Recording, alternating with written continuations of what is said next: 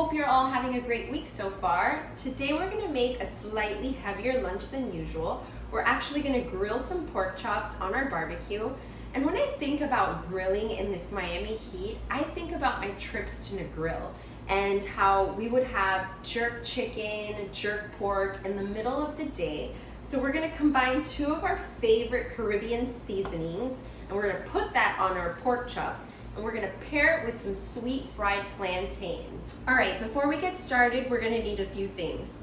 Some pork chops with the bone, some sweet fried plantains, and some Caribbean style jerk seasoning, as well as some Cajun seasoning.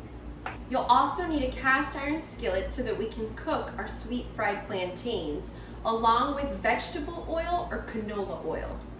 Normally, I would make this seasoning from scratch. It's not very hard to make jerk seasoning from scratch.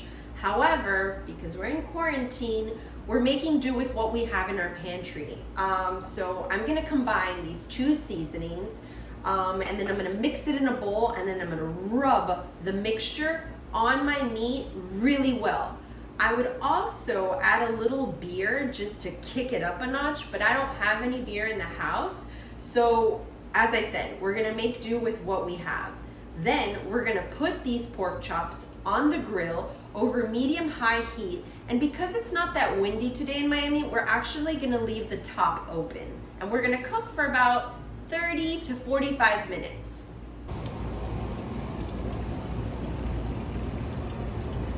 While our pork chops are on the grill, we cut two extremely ripe plantains. The secret to making extremely delicious plantains is using a very ripe banana.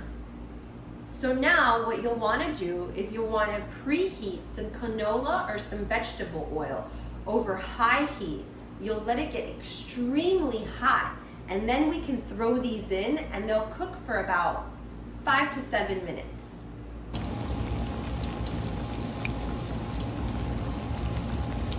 All right, so after 30 to 45 minutes of our pork chops being on the grill, they're finally done.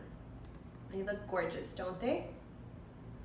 Our sweet fried plantains were done way before our pork chops, but that's okay. You could do these in advance and let them sit. Now we can begin to plate.